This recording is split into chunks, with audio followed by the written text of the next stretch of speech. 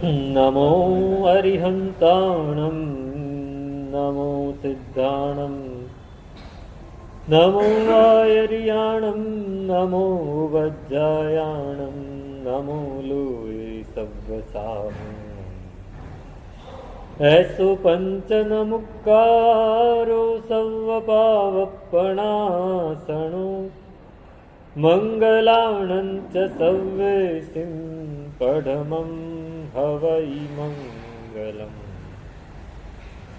આસ્વાદ્ય યદ્વાક્યરસંબુધાનાં પીયુષપાને પિભવેत् તૃણૈવ નમામિ तं વિશ્વજનીન વાચમ વાચમ યમેન્દ્રં જિનવર્ધમાનम् અચિંત્ય ચિંતામણિકલ્પશાખિને વિશુદ્ધ સદ્બ્રહ્મ સમાધિશાલિને દયાર્ણવાયાર્થિતદાયિને સતામ નમો નમઃ શ્રી ગુરુનેમિ સૂરયે નમો નમઃ શ્રી ગુરુનેમિ સૂરયે નમો નમઃ શ્રી ગુરુનેમિ સૂરયે.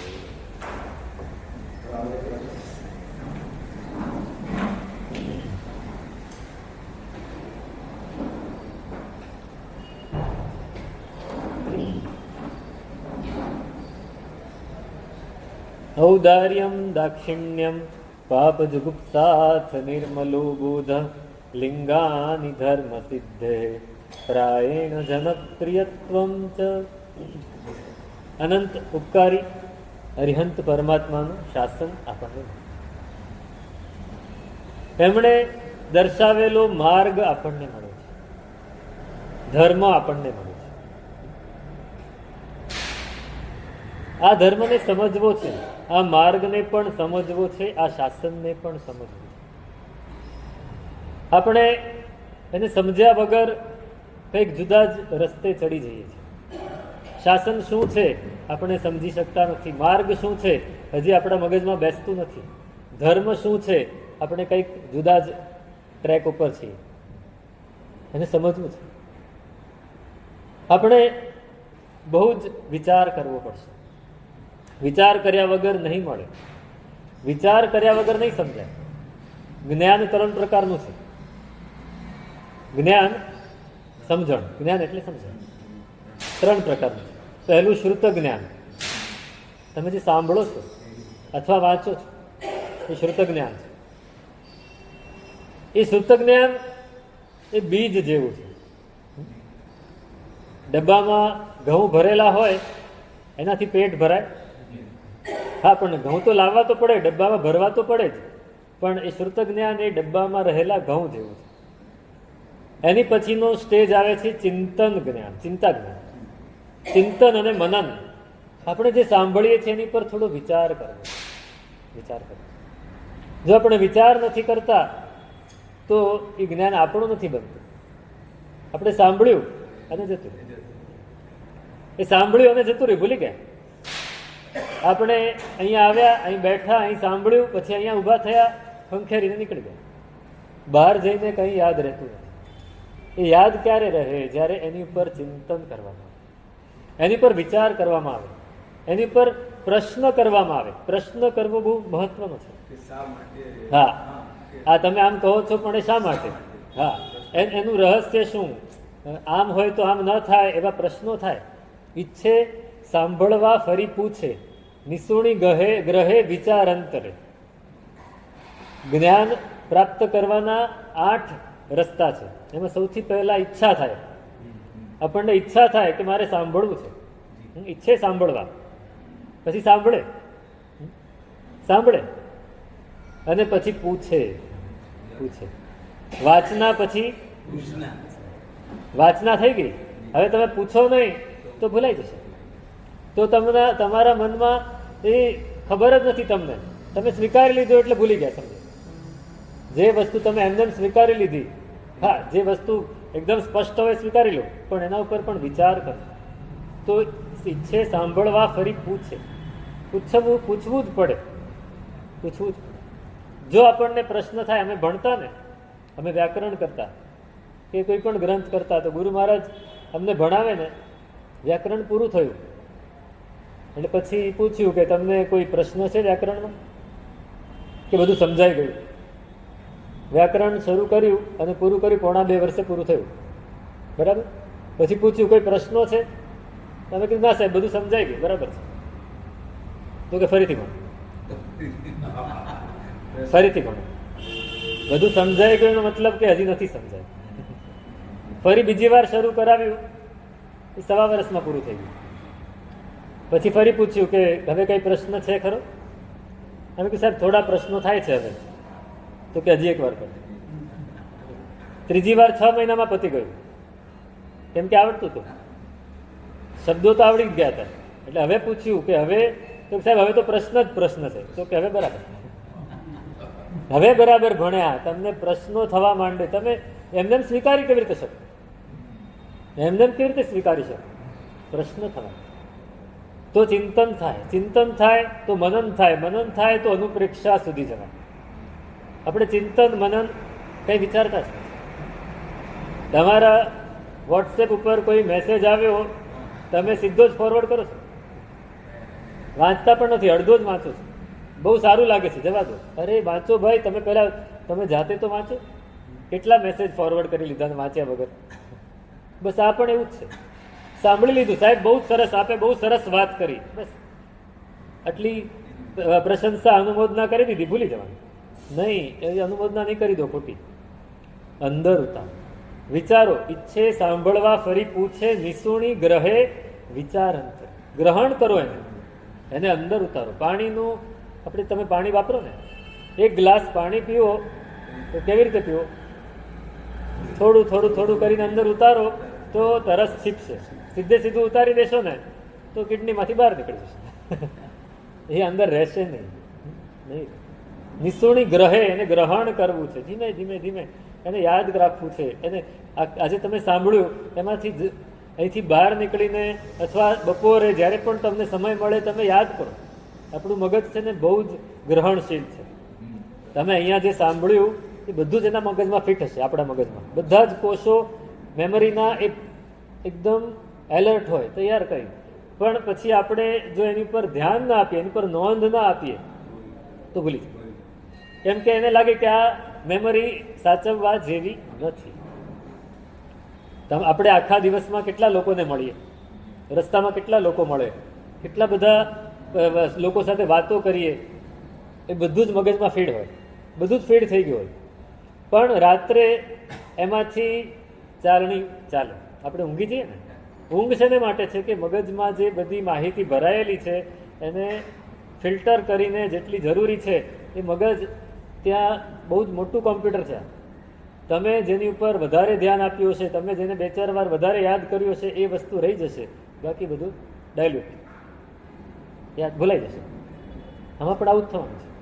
વ્યાખ્યાન સાંભળ્યું, જો આપણે યાદ ન રાખ્યું, આપણે એની પર વિચાર ન કર્યો તો ભૂલાઈ જવાનું. અને ભૂલાઈ જવાનું છે એટલે પણ આપણે એને યાદ કરવા માટે ઈચ્છતા જ નથી, કારણ કે આપણા મગજમાં એક વસ્તુ પહેલેથી નખાયેલી છે કે રોજ વ્યાખ્યાન સાંભળવા મળશે. ગુરુ ભગવાન તો આવીને બોલવાના જ છે અને આપણે સાંભળી લઈશું એટલે આપણો ધર્મ થઈ જશે. આપણે આને ધર્મ માનીએ. કોઈ રોજ વ્યાખ્યાન આવે તો તમે શું કહેશો? બહુ ધર્મિષ્ઠ છે, રોજ વ્યાખ્યાન જાય છે. અરે વ્યાખ્યાન જવાથી ધર્મિષ્ઠ નથી થવા. એ સાંભળીને અંદર ઉતારીને કંઈક આચરણમાં લાવો ત્યારે ધર્મિષ્ઠ થાય છે. પણ આપણે આને પણ આ ધર્મ ક્રિયા છે, આ ધર્મ ક્રિયા છે. એ ધર્મ ક્રિયા કરતા કરતા અંદર ફેરફાર આવે છે, અંદર કંઈક વિચાર કરવાની એક દિશા મળે છે આપણને, ત્યારે ધર્મ તરફ આપણે આગળ વધીએ છીએ. આ ધર્મ નથી. ધર્મને સમજવો છે, ધર્મને સમજવો છે, શાસનને સમજવું છે, માર્ગને સમજવો છે, ધર્મને સમજવું છે. નહીતર આપણે શું કરીએ? સમજો કે અહીંયા સરસ ચોમાસું થયું, અથવા હમણાં પ્રતિષ્ઠાનો પ્રસંગ થશે, અથવા કોઈની દીક્ષા થશે, બહુ સારું થશે એટલે આપણે શું કહીશું?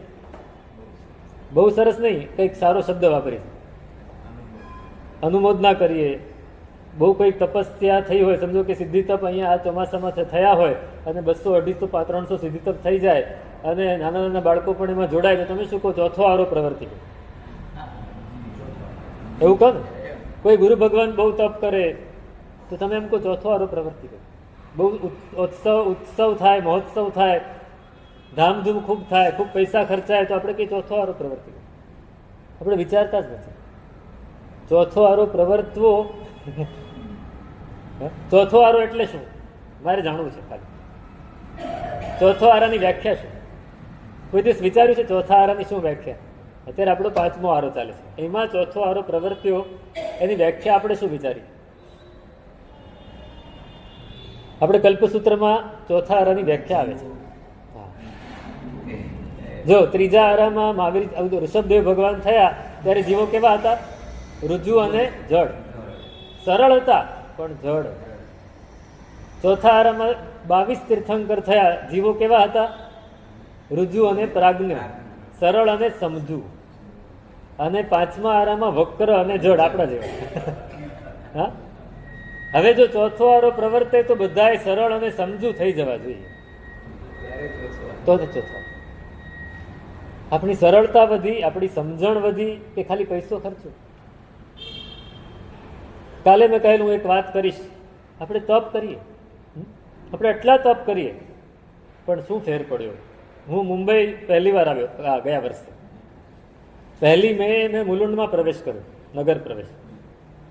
એના આગલા દિવસે હું થાણા હતો.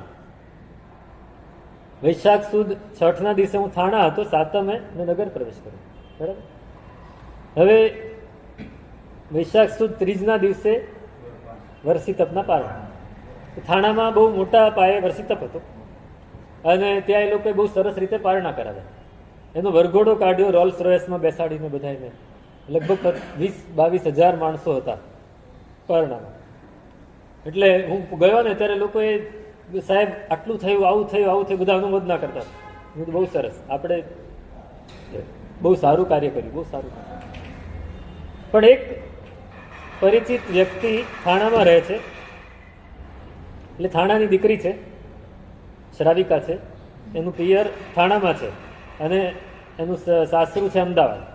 એ પણ પારણામાં આવેલા.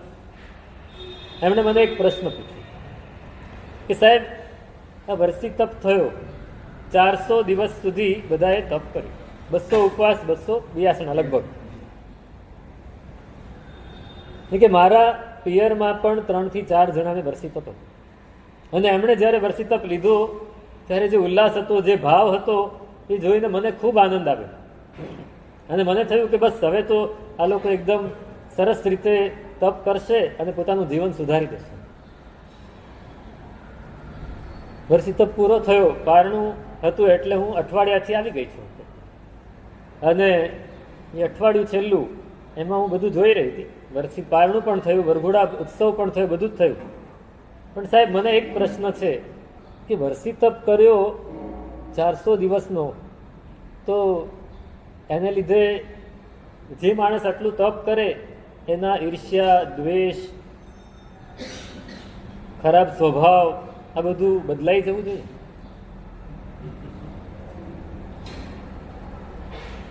બદલાઈ જવું જોઈએ. મને એને પ્રશ્ન પૂછ્યો. મેં કીધું બદલાઈ જવું. મેં તો કીધું બદલાઈ જવું જોઈએ, પણ સાહેબ મને તો કાંઈ જોવા ના મળ્યું. મને હતું કે બદલાઈ ગયું હશે, પણ ઘરમાં અને આજુબાજુમાં જેટલા પણ તપવાળા હતા બધે આ જ ચાલુ હતું. અંદર અંદર ઝઘડતા હતા, અંદર અંદર ઈર્ષ્યા, દ્વેષ. પણ મેં કીધું અહીંયા તો ખાલી કે સાહેબ ખાલી ઉપવાસ કરી લીધા એવું લાગે છે. શરીરને કષ્ટ આપી દીધું, મનને તો સહેજ પણ કષ્ટ નથી આપ્યું. મનમાં તો કાંઈ ફેર નથી પડ્યો. આપણે ત્યાં આટલા બધા તપ થાય છે, શું ફેર પડે છે? મારો પ્રશ્ન છે. આટલા તપ થાય છે, શું ફેર પડે છે? સમજો કે ચોમાસું હોય અને 200 સિદ્ધિ તપ થયા. એ 200 સિદ્ધિ તપ થયા એટલે 200 જણા તો એકદમ નિર્મળ થઈ ગયા. 36 ઉપવાસ કરે એનું શરીર કેટલું નિર્મળ થાય, અને શરીર નિર્મળ થાય સાથે મન કેટલું નિર્મળ થાય. ધર્મને સમજવો છે. આપણે ફક્ત તપ કરીને છોડી દીધું. શારીરિક લેવલ ઉપર જ કરીએ છીએ, માનસિક લેવલ ઉપર કાંઈ જ થતું નથી. તો પછી ધર્મ કેવી રીતે થશે? હમણાં ગઈકાલે પરમ દિવસે જ એક નાનું બાળક મારી પાસે આવ્યો, 11-12 વર્ષનો હશે. મને આવીને વંદન કર્યા. પછી હવે અત્યાર સુધી તો મા બાપો આવીને કહેતા, મા બાપ આવે ને બાળકની સાથે, અથવા ન આવે બાળક તો પણ, કે સાહેબ મારા દીકરાને 99 થઈ ગઈ છે, સાહેબ મારા દીકરાને ઉદ્ધાન થઈ ગયા છે, મારા દીકરાએ 28 કરી લીધી છે, 16 ઉપવાસ કરી લીધા છે, આટલું આમ કર્યું છે, આટલું તેમ કર્યું છે, બધું કે. મને પૂછવાનું મન થાય પણ હું પૂછું નહીં. એટલે તમારું બાળક હવે બિલકુલ જૂઠું નહીં બોલતો હોય ને, આ તો એક વાત થાય છે.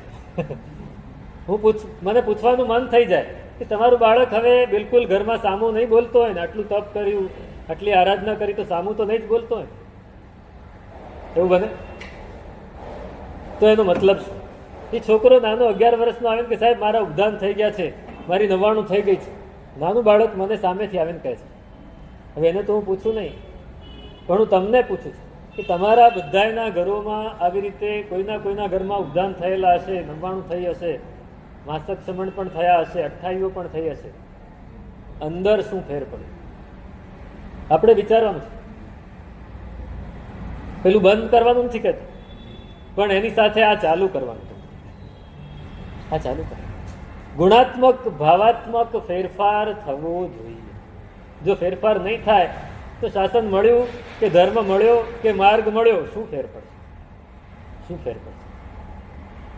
શું ફેર પડશે? આપણા દોષો ટળવા જોઈએ. ચરમાવર્તે હો ચરમ કરણ તથા રે,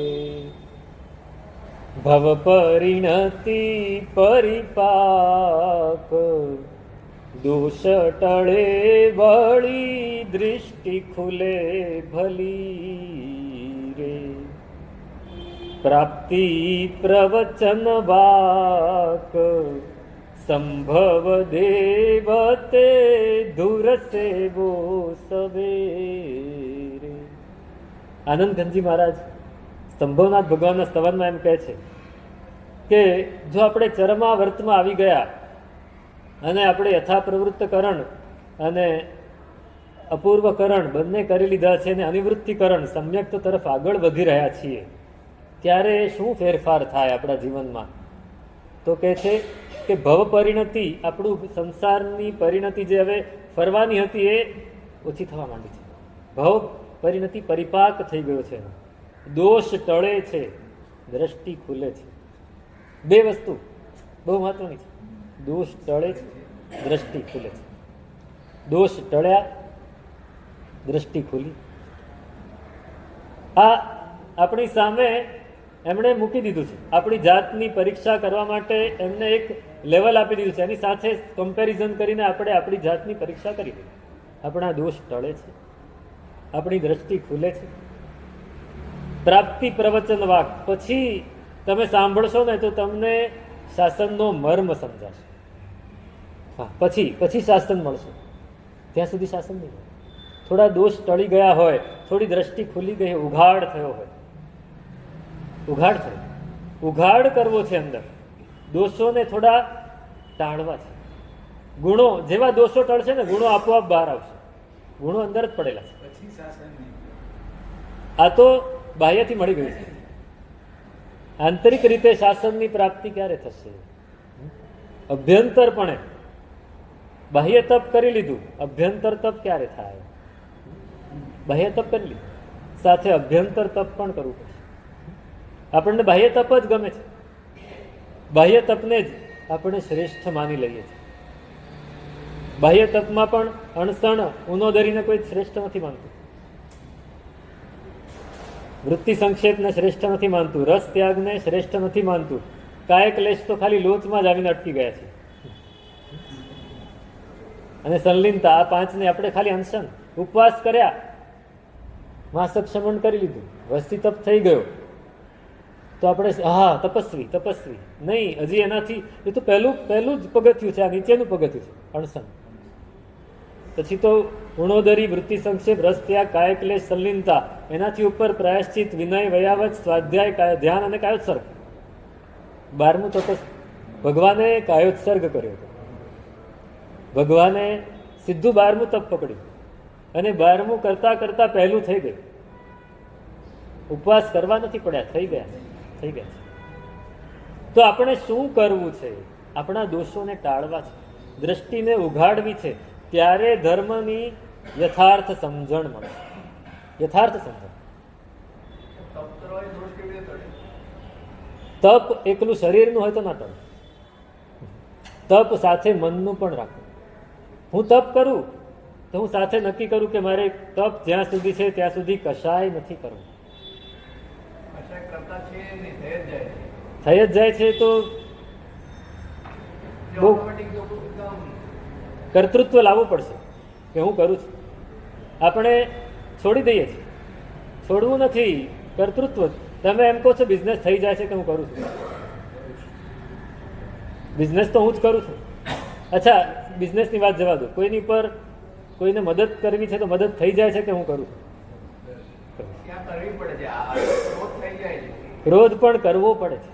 આપણે કરીએ છીએ, કરવો પડે છે ને. આપણે એની વશ થઈ ગયા છીએ એટલે આપણને એમ થાય છે કે હું મારાથી થઈ જાય છે. એ પેસિવ વોઇસ નહીં વાપરો, એક્ટિવ વોઇસ વાપરો. તમે જ્યારે ઇંગ્લિશ ભાષા બોલો છો ને, અંગ્રેજી, ત્યારે એમાં એક્ટિવ વોઇસ આવે છે. I did it. ત્યાં એમ નહીં કે it was done by me, એમ નહીં કહો. તમે શું કહો છો? I was angry. હું ગુસ્સે થયો. ત્યાં એમ નહીં કહો ગુસ્સો આવી ગયો. મને ગુસ્સો આવી ગયો. હા, એંગર કેમ એન્ડ આઈ વોઝ ડિપ્રેસ્ડ, એવું નહીં બોલે. આઈ was angry and I was depressed. હું ગુસ્સે થયો માટે હું ડિપ્રેસ થઈ ગયો અને હું ગમે તેમ બોલી ગયો. આપણે શું કહીશું? મને ગુસ્સો આવ્યો ને મને ડિપ્રેશન આવી ગયું ને મારાથી ગમે તેમ બોલાઈ ગયું. ભાષામાં જુઓ ફેર કેટલો છે. કર્મણી પ્રયોગ. આપણે આપણું કર્તૃત્વ, આપણી જવાબદારી છોડી દઈએ છીએ. જવાબદારી આપણી છે. સમજો કે તમે કોઈ ઓફિસમાં જોબ કરતા હો અને ઓફિસના બોસ સાથે ઝઘડો થાય ને તમે ગુસ્સામાં 4 શબ્દો બોલી દો, પછી તમે કહો મને ગુસ્સો આવી ગયો, મને માફ કરી દો, તો એ માફ કરશે? તમે અપશબ્દો બોલ્યા તો તમારે જવું જ જોઈએ. તમે હવે અહીં નહીં રહી શકો. ત્યાં કર્તૃત્વનું આપણને ફળ મળે જ છે. આપણે એમ કે મારો કંટ્રોલ ન રહ્યો. કંટ્રોલ રાખવો પડે ભાઈ. તમે જોબ કરી રહ્યા છો, તમે માલિક નથી, એવું કહેશે. તો જ્યાં આપણને, હા, ઘણા લોકોને ખૂબ ગુસ્સો હોય પણ ઓફિસમાં એ ગુસ્સો ન કરી શકે. કેમ? કારણ કે ડર છે કે જો કરીશ તો જતી રહેશે, જોબ જતી રહેશે. પણ જ્યાં ડર નથી, જ્યાં જોબ જવાનો ડર નથી, ત્યાં ગુસ્સો થઈ જાય છે. આ વાત સમજવા જેવી છે. બહુ જ સમજીને આપણી જાતનું નિરીક્ષણ કરવું પડશે કે હું ક્યારે ગુસ્સો કરું છું. ગુસ્સો એમને નથી આવતો. હું જ્યારે ગુસ્સાને, એક મહાપુરુષ હતા ને, આચાર્ય ભગવંત હતા, એમની પાસે શિષ્ય બનીને એક દીકરો આવ્યો, એને દીક્ષા લીધી. એ દીકરો હતો, એનો સ્વભાવ બહુ આકડો હતો, પણ એને દીક્ષા તો લેવી જ હતી. આકરો સ્વભાવ હતો થોડો. એના માતા પિતાએ કહ્યું સાહેબ આનો સ્વભાવ આકરો છે, આપ એને દીક્ષા આપો છો, કાલે ઉઠીને આપને પ્રોબ્લેમ કરશે. તો કાંઈ વાંધો નહીં આવે, તમે શાંતિ રાખો. મહિનો, 2 મહિના, 5 મહિના, 6 મહિના થયા. માતા પિતા ફરી વંદન કરવા આવ્યા ત્યારે પૂછ્યું કે સાહેબ આપનો શિષ્ય આપને કોઈ પ્રોબ્લેમ નથી કરતો ને? ગુરુ ભગવાનનો જવાબ શું હતો? હું જો એને રજા આપું તો એ મને પ્રોબ્લેમ કરે. હું જ્યાં સુધી એને રજા ન આપું ત્યાં સુધી એ પ્રોબ્લેમ કેવી રીતે કરી શકું? એનો મતલબ શું? કે ગમે એટલો ગુસ્સો કરે પણ હું મારા મનને એ ગુસ્સાને સ્વીકારવા માટે રજા આપું તો. નહીતર એ શા માટે મને હેરાન કરી શકે? ભગવાન બુદ્ધની વાત આવે છે કે એક જગ્યાએ વિહાર કરીને જઈ રહ્યા હતા. એક ગામડું હતું. એમની વાગધારા, એમની પ્રવચન શૈલી એવી હતી કે બધા જ લોકો આકર્ષાય. જેમ પરમાત્મા મહાવીર સ્વામી પાસે બધા જ આવતા હતા, એમ એમની પાસે પણ બધા આવતા. બ્રાહ્મણો પણ આવે, ક્ષત્રિયો પણ આવે, વૈશ્યો પણ આવે, શૂદ્રો પણ આવે, બધા જ આવે. 18 વર્ણના લોકો એમની પાસે આવીને સાંભળતા. એને લીધે ઘણા લોકોને એ ગમી જતું, તો ઘણાએ પોતાનો સંસારનો ત્યાગ કરી ભિક્ષુ પણ બની જતા. બૌદ્ધ ભિક્ષુ બનીને દીક્ષા લઈને નીકળી જતા. એમાં ઘણા બ્રાહ્મણ યુવાનોએ દીક્ષા એમની પાસે લઈ લીધી. એ બ્રાહ્મણ એક પુરોહિત હતો મોટો, એને આ નહોતું ગમતું. એને થયું કે આ બુદ્ધ આ ખોટું કરે છે. બીજા બધાને લઈ જાય, પણ બીજાનો ધર્મ છોડાવીને ધર્માંતર કેમ કરે છે? બહુ ગુસ્સો આવે. એટલે એક દિવસે જે ભગવાન બુદ્ધ નીકળ્યા ને એ ગામમાંથી નીકળ્યા, એ જ ગામમાં એ પેલો પુરોહિત રહેતો હતો. એને ખબર પડી એટલે આવી ગયો અને ભગવાનને ઊભા રાખીને એને શરૂ કરી દીધું. અસ્ખલિત ફાયરિંગ. તમે આવા છો, તમે તેવા છો, તમે છોકરાઓને ઉપાડી જાઓ છો, તમે લોકોને ભોળવી જાઓ છો, તમે છેતરી જાઓ છો, અમારું બધું પડાવી જાઓ છો, આમ છે તેમ છે. હું તો સારા શબ્દોમાં કહું, એને ગાળાગાળી કરી. ભગવાન બુદ્ધ ઊભા રહ્યા 10 મિનિટ, 15 મિનિટ, અડધો કલાક પેલાનું અસ્ખલિત ચાલુ.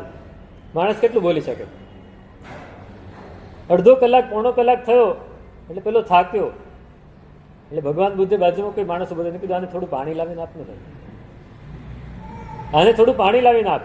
એટલે પાણી લાવીને આપ્યું. એટલે ફરી શરૂ કર્યું. એને 1 કલાક પૂરો કરી દીધો. ભગવાન બુદ્ધ એક પણ જવાબ નથી આપતા. જો સામે જવાબ ન મળે તો ગમે એટલો બોલવા વાળો હોય તો થાકે કે આ જવાબ જ નથી આપતો. તમારે કઈ બોલવું નથી, જવાબ નથી આપવો, તો કે ના મારે શેનો જવાબ આપવો? કેમ આટલું બધું બોલ્યો ને? તો કે જુઓ, તમારા ઘરે કોઈ સેલ્સમેન આવે વસ્તુ લઈને વેચવા માટે, અને એ બધા જ વખાણ કરે પોતાની વસ્તુના કે આમ છે તેમ છે, તમે લઈ લો. પણ સમજો કે હું ન લઉં તો શું થાય? સેલ્સમેન લઈને પાછો જાય. તમે તમારી સામગ્રી બધી મને આપી દીધી, પણ મારે નથી લેવી, હું તમને પાછી આપીશ. મારે લેવી જ નથી, પછી મારે એ સાંભળવું જ નથી, મારે એને મનમાં રાખવું જ નથી, છોડી દઉં. આ છે. જો આપણે આપણી જાત ઉપર વોચ રાખીએ, જાગૃત બનીએ, તો આપણને ખ્યાલ આવશે કે હું ગુસ્સો કરું છું. ગુસ્સો થઈ જાય છે.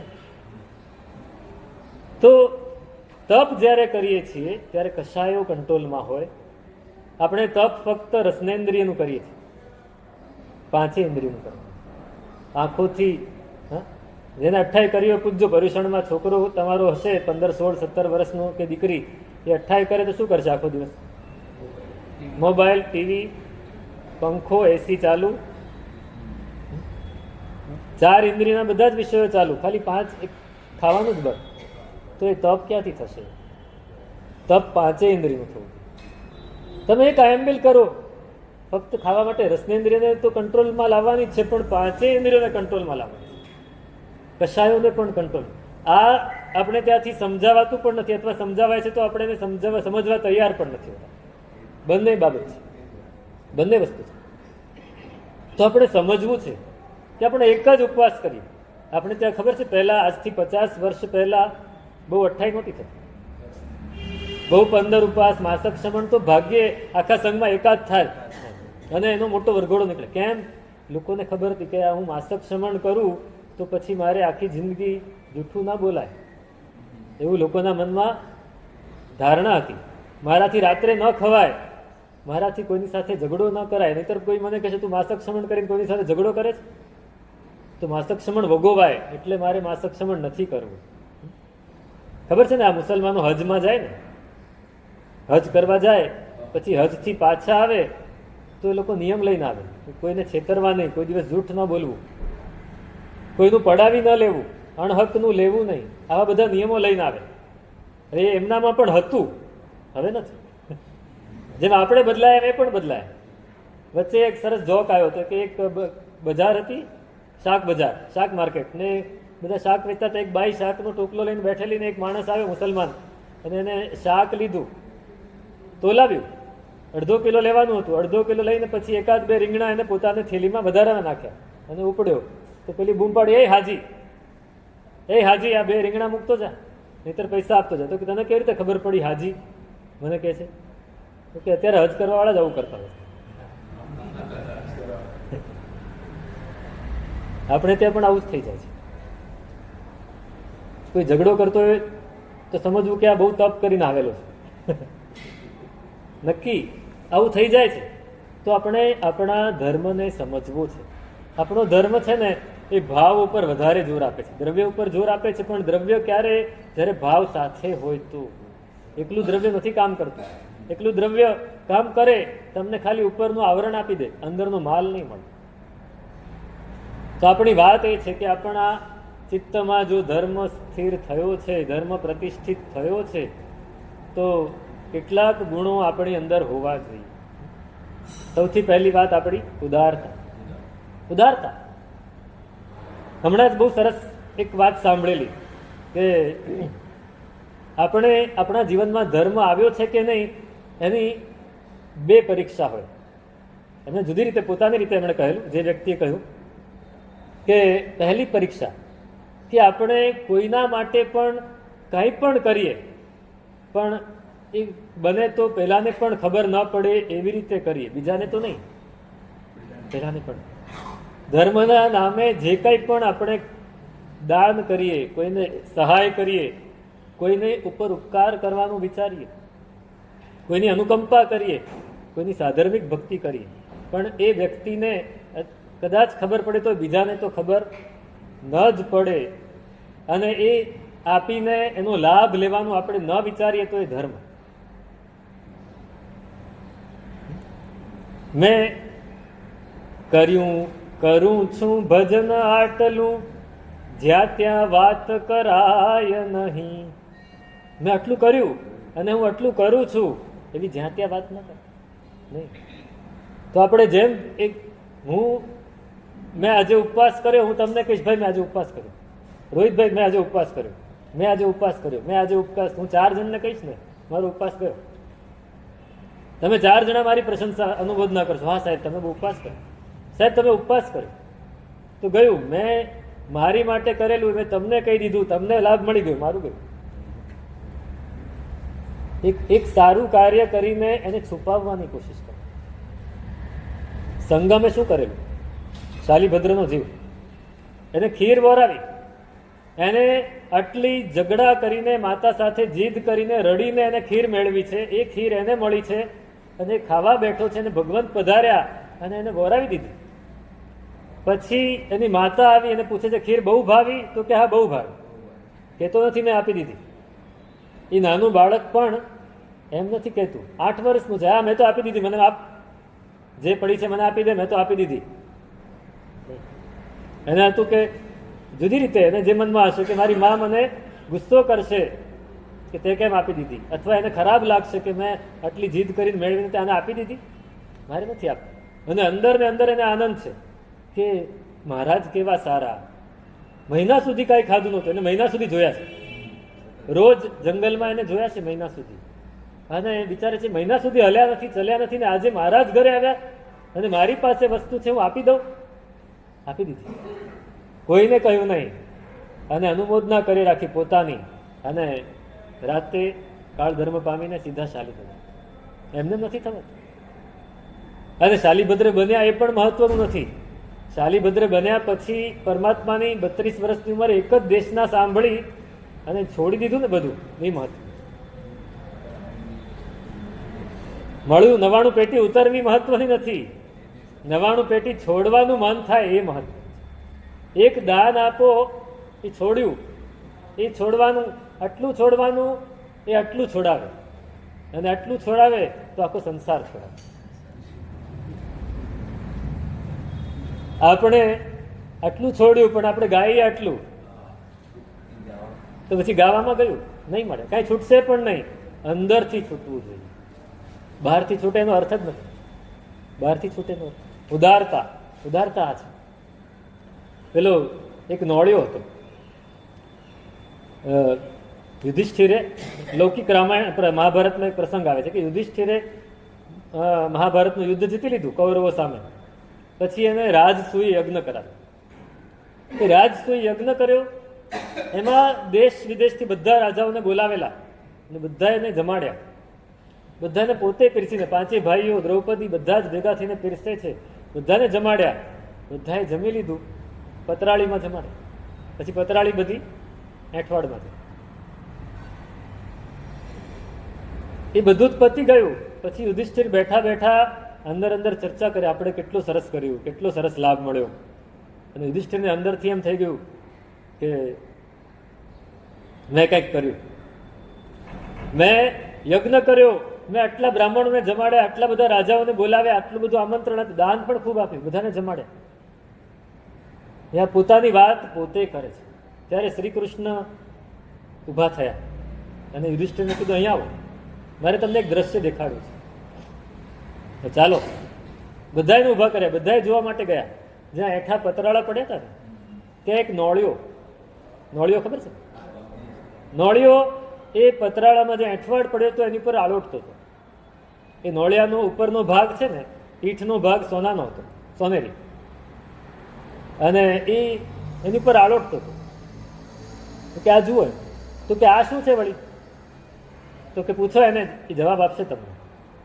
નોળિયાને બોલાય, અહીંયા નોળિયો આવ્યો કે શું કરે છે તું? તો કે જુઓ, બન્યું એવું કે થોડા વખત પહેલા હું જંગલમાં હતો અને બહાર નીકળ્યો, એક ગામ હતું. એ ગામમાં એક ગરીબ માણસ રહેતો હતો. પતિ, પત્ની, 2 દીકરા અને માતા પિતા, 6 જણા ઘરમાં. ગધાનું પેટ ભરાય નહીં, માગવા જવું પડે, મહેનત ખૂબ કરવી પડે, બધું જ કરે તોય બધાનું પેટ આખા દિવસમાં ભરી ન શકાય. એક દિવસ 2 જણા ભૂખ્યા રહે તો 4 જણા જમી શકે એવું. એમાં એક દિવસ એવું બન્યું કે હું બહુ ભૂખ્યો થયેલો ને મને કાંઈ મળેલું નહીં, હું એના ઘરે પહોંચી ગયો અને એ લોકો હજી જમવા બેસતા હતા.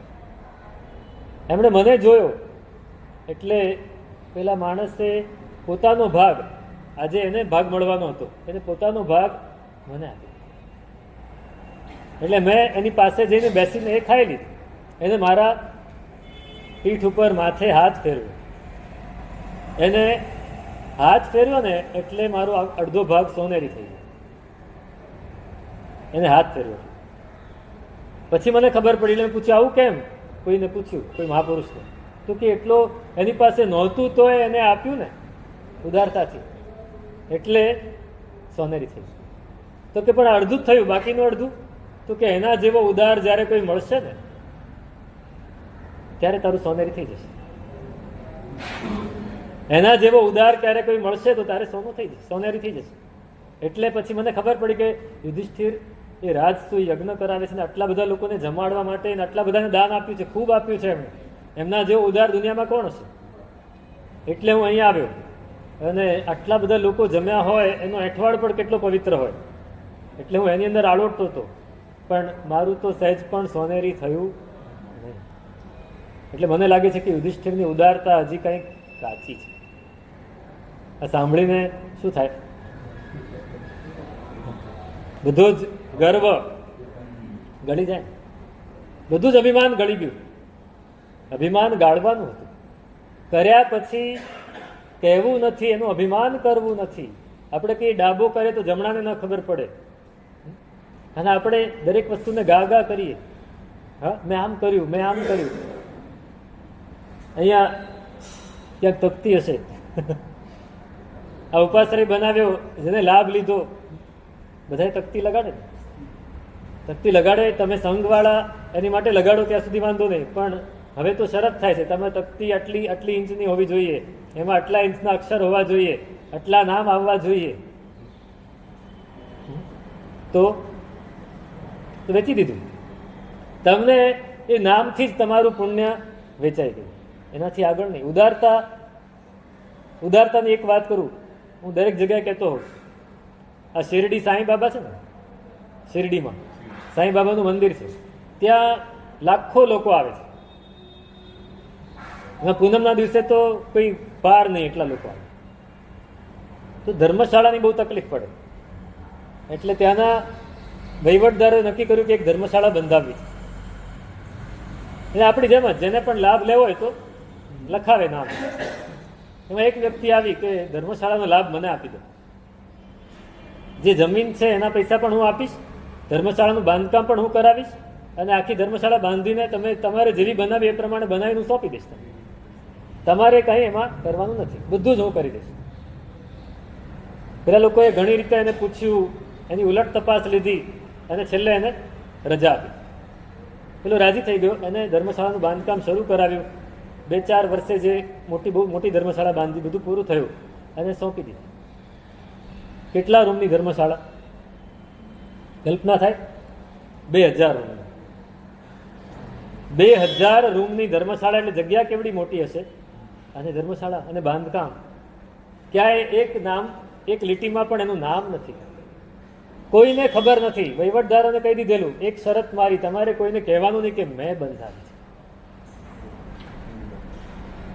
મેં બંધાવી છે.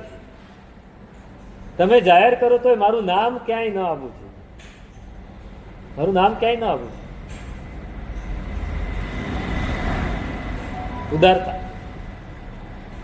આ તો બહુ મોટી મોટી વાત કરું છું.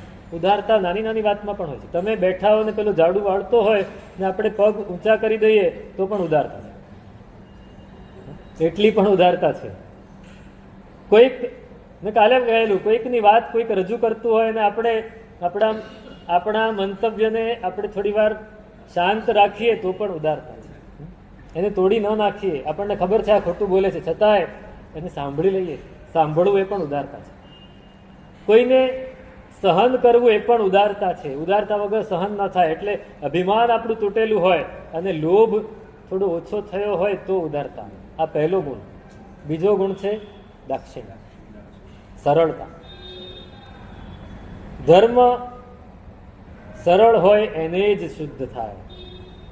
જે માયા કરે છે, જે કપટ કરે છે, જે ખોટા કાર્ય કરે છે, એને ધર્મ સફળ ના થાય, એને સૂજે નહીં. સોહી ઉજ્જુ ભૂયસ્સ ધમ્મો શુદ્ધસ્સ ચિત્થૈ. ઉત્તરાધ્યયન સૂત્રમાં પરમાત્મા કહે છે કે જે રુજુ છે, જે સરળ છે, એને જ શુદ્ધિ મળે, અને જે શુદ્ધ છે એને જ ધર્મ સિદ્ધ થાય. આપણે સરળ બનવું છે. દાક્ષિણ્યના પાછા બે અર્થ છે. દાક્ષિણ્યમાં પણ બે અર્થ છે. એક દાક્ષિણ્ય એટલે તમે ઘરમાં બેઠા છો ને કોઈ વ્યક્તિ આવે ને કે ભાઈ રોહિતભાઈ ચાલો ને ઉપાશ્રયમાં અત્યારે કામ છે, થોડુંક કામ આવી ગયું છે, તમે આવશો તો આપણે બે જણા ભેગા થઈને કરી દઈશું. હવે તમને બિલકુલ ઈચ્છા ના હોય, તમને બીજા કામ તમારે કરવાના પેન્ડિંગ બાકી જ છે, ને છતાંય તમે એની વાત માનીને હા હું આવું છું, તમે એને ના ન પાડો તો આ દાક્ષિણ્ય. એમાં ખોટામાં પણ હોય ઘણી વાર. આપણે ખોટામાં તરત જ ખેંચાઈ જઈએ છીએ, સાચામાં નથી ખેંચાતા. સમજો કે સાંજનો સમય છે, 5મ કે 8મનો દિવસ છે, અને તમે પ્રતિક્રમણ કરવા માટે હાથમાં થેલી લઈને ઘરેથી નીકળ્યા છો, અને રસ્તામાં કોઈ મિત્ર મળી જાય છે, ભાઈ ચાલ ને એમ કે ફલાણી જગ્યાએ જવાનું છે, ઓફિસનું બહુ અર્જન્ટ કામ છે, ને તું આવે તો સરસ રીતે આપણે બે જઈએ તો સરસ રીતે થઈ જાય. તમે શું કહેશો? પ્રતિક્રમણ કરવા જવું છે, હા પ્રતિક્રમણ કરવા જવું છે, પણ તું કહે છે તો આવી જવું, ચાલ પ્રતિક્રમણ કાલે કરીશું, આ કામ આજે જ થાય એવું છે ને, તો સારું કાર્ય છોડી દીધું અને કોઈના કાર્ય માટે, કોઈનું પણ સાંસારિક કાર્ય છે એ પતાવવા માટે નીકળી ગયા. આ પણ દાક્ષિણ્ય કહેવાય. આપણે અતિચારમાં બોલીએ છીએ ને કે દાતરડા પ્રમુખ અધિકરણ મેલી દાક્ષિણ્ય લગે માગ્યા. ઘરમાં અધિકરણ હોય, તમારા ઘરમાં મિક્સર હોય, અત્યારે તો બધાના ઘરમાં બધું જ હોય છે, પણ આપણા જમાનામાં એવું નહોતું, નાના હતા ત્યારે. કોઈના ઘરે મિક્સર હોય તો કોઈના ઘરે બીજું કંઈક હોય, હા પેલું બોશ હોય વલોવાનું, અને તમે એને વાટકી વ્યવહાર ચાલે એમ વસ્તુનો પણ વ્યવહાર ચાલે, તો એ અધિકરણ પણ એકબીજાને આપીએ તો એ જે કરે એનો દોષ આપણને લાગે. એટલે માટે દાક્ષિણ્યથી પેલું આ માગે ને આપણે ન આપી શકીએ, આપણે ના ન પાડી શકીએ અને આપણે આપી દઈએ, એ પણ દાક્ષિણ્ય. એ દાક્ષિણ્ય નથી લેવું. દાક્ષિણ્ય એટલે સરળતા. સરળ બનવું છે, જેવું છે એવું જ રહેવું જોઈએ, એવું જ દેખાવું જોઈએ. મનમાં જે વિચાર છે એ જ વાણીમાં આવે, અને વાણીમાં જે બોલ્યા એ વર્તનમાં આવે, અને સરળ. મનસ્યેકમ વચસ્યેકમ કર્મણ્યેકમ મહાત્મના. મનસ્યન્યત વચસ્યન્યત કર્મણ્યન્યત દુરાત્મના. જે મહાપુરુષ છે એ મનમાં જે વિચારે એ જ બોલે અને એ જ પ્રમાણે આચરણ કરે, અથવા ઊંધી રીતે લઈએ કે જે આચરણ કરી શકે એટલું જ બોલે અને જે બોલી શકે એટલું જ વિચારે. હું તમને અચાનક પૂછું કે ભાઈ તમે મારી સામે બેઠા હો ને તમે અચાનક કોઈ વિચારે ચડી જાઓ ને હું ભાઈ રોહિતભાઈ શું વિચારો છો? ના ના સાહેબ કાંઈ નહીં. તમે કારણ કે બોલી શકાય એવું નથી, બોલી શકાય એવું નથી. તો બોલી શકાય. વિનોબા ભાવેની બહુ સરસ વાત આવી કે એકવાર બધા પત્રકારોએ કીધું, સાહેબ અમને આપની પાસે બેસીને થોડું જાણવું છે, સમજવું છે, પ્રશ્નો પૂછવા છે થોડા. પ્રેસ કોન્ફરન્સ રાખી. વિનોબા ભાવે બેઠા છે અને બધા પત્રકારો પ્રશ્ન પૂછે છે. એક પ્રશ્ન પૂછ્યો એનો જવાબ આપ્યો, બીજાનો જવાબ આપ્યો, ત્રીજાનો જવાબ આપ્યો, ચોથાએ 2-3 વચ્ચે 10 સેકન્ડ જતી રહી અને ચોથાએ જવાબ એક પ્રશ્ન પૂછ્યો કે આ વચ્ચે 10 સેકન્ડ ગઈ એમાં તમે શું વિચાર્યું વિનોબાજી કે આ ત્રીજા ભાઈએ જે પ્રશ્ન પૂછ્યો એની પછી હું ભગવાનનું નામ સ્મરણ કરતો હતો અને તમે પ્રશ્ન પૂછ્યો એનો જવાબ આપ્યો. આપણું મન ક્યાં દોડતું હોય? આપણે કોઈની સાથે વાત કરતા હોઈએ તો મગજ બીજા આંટા મારતું હોય, તો વાત ન કરતા હોય તો સરળતા મનમાં જે છે એ જ વાણીમાં. ગાંધીજી માટે એવું કહેવાય કે તમે એમની પાસે હાથીનું રૂપ લઈને જાઓ ને તો પણ એમનો વ્યવહાર એક સરખો છે, અને માખીનું રૂપ લઈને જાઓ ને એમને ખબર ના પડે એ રીતે તો પણ વ્યવહાર એક સરખો છે. તમે બધા જ બેઠા હો ત્યારે હું જેવો હોઉં અને તમે બધા ન હો ને હું એકલો રૂમમાં હોઉં ત્યારે પણ એવો ને એવો જ હોઉં તો સમજવું કે સરસ. બાકી તમે બધા હો ત્યારે હું એકદમ ડાયો ડમરો બેઠો અને પછી હું એકલો હોઉં ત્યારે કંઈક બીજું કરું તો એ સરળતા. પહેલામાં આપણે જોયું કે અભિમાન અને લોભ એ બે ઓછા થાય તો ઉદારતા આવે. અહીંયા પણ અભિમાન અને માયા આ બે ઓછા થાય તો સરળતા.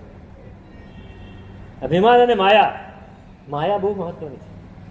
ક્રોધ છે ને એકદમ દેખાય છે. કોઈ માણસ બહુ ગુસ્સો કરતો હશે, સાહેબ આ બહુ જ ગુસ્સો કરે છે, પણ કોઈ માણસ અભિમાન બહુ કરતો હોય તો આપણે બહુ એમ નહીં કહીએ કે આ બહુ અભિમાની છે.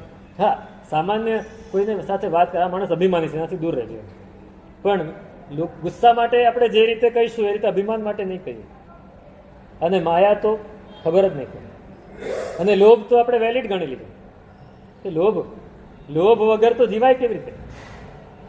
બિઝનેસ કરવો છે તો લોભ તો હોવો જોઈએ ને. અનિર્વેદ શ્રિયામ મૂલમ. પૈસા કમાવા છે તો અસંતોષ હોય તો જ કમાય. સંતોષ હોય તો પૈસા કેવી રીતે કમાવાના?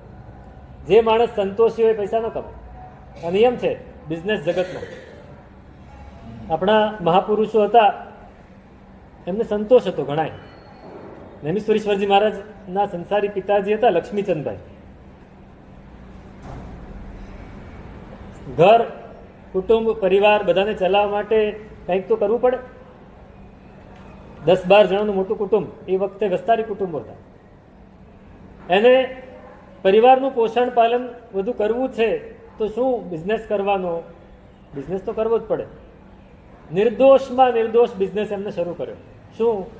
એ જમાનામાં પાઘડી પહેરતા બધા, તો પાઘડી બાંધી આપે. એમને 10-15 જાતની અલગ અલગ પાઘડીઓ બાંધતા આવડતું. મરાઠી લોકો જેવી બાંધે એવી, સાઉથ ઇન્ડિયન જેવી બાંધે એવી, મારવાડીઓ જેવી બાંધે એવી, ગુજરાતીઓ જેવી બાંધે, બધાની પાઘડી બરાબર બાંધી આપે. જેને પણ પાઘડી પહેરવી હોય એમની પાસે આવે, એ બાંધી આપે. જે મહેનતાણું લેવાનું એ લઈ લે. સમજો કે 25 જણાને પાઘડી બાંધી એટલે આજનો ખર્ચો પૂરો થઈ ગયો. તો દુકાન બંધ કરીને ઘરે જઈ સામાયિક લઈ અને સ્વાધ્યાય કરવાનો. આ સંતોષ હતો. આપણે એ જમાનામાં નથી અત્યારે. આપણે પૈસા કરતાં પણ વધારે સામાજિક સ્ટેટસની પડી છે.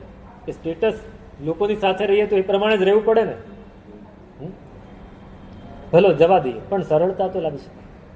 સરળતા તો લાવી જ શકાય. સરળતા એવો ગુણ છે, કોઈ આપણને છેતરી જાય ને તો સમજવું કે આપણે ભાગ્યશાળી છે. આપણે શું માનીએ છીએ?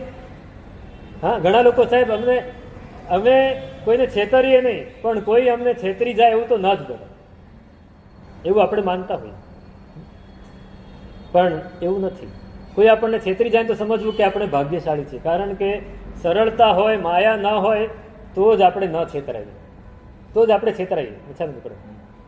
માયા ન હોય તો જ આપણે છેતરાઈ જઈએ. આપણે છેતરાવું છે. ભલે અત્યારે કર્મથી છેતરાયા છીએ, એ નથી છેતરાવું. લોકો ભલે છેતરી જાય. એક બહુ સરસ પ્રસંગ સાંભળ્યો હતો, આપણે મુંબઈનો જ છે, એક મોટા શ્રેષ્ઠી શ્રાવક હતા આપણા, બિઝનેસ બહુ મોટો, કોટનનો બહુ મોટો બિઝનેસ, બધી જગ્યાએથી કપાસ એમની પાસે આવે, જીનિંગ પ્રેસિંગ બધું થઈને, અને પછી એ મોટી મોટી કંપનીઓમાં વેચાઈ જાય બધું ફટાફટ.